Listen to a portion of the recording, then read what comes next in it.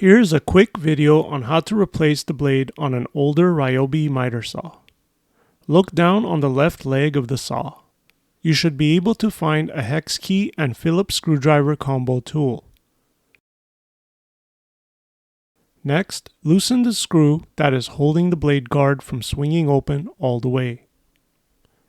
No need to remove the screw, just loosen it and pull the blade guard up as far as it goes. You should now be able to access the bolt that is holding the blade and laser guide. Next, find the push-down lever that locks the blade into position.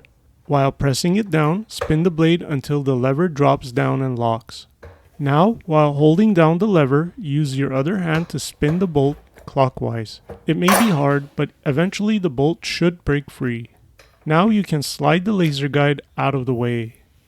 And of course, you can also slide out the blade. By the way, these Diablo fine finish blades cut beautifully. Link to these blades are in the description and comments of this video.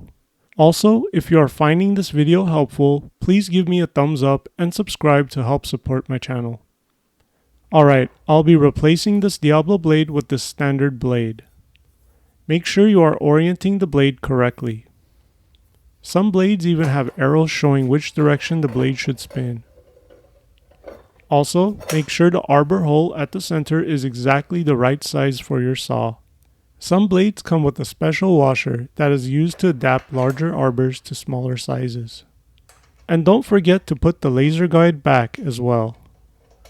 Hand tighten the bolt. This is a backwards threaded bolt, so spin it counterclockwise to tighten.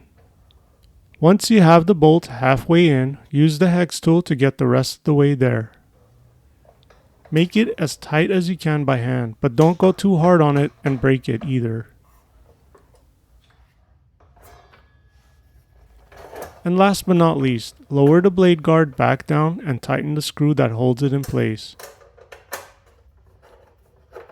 Thanks for watching.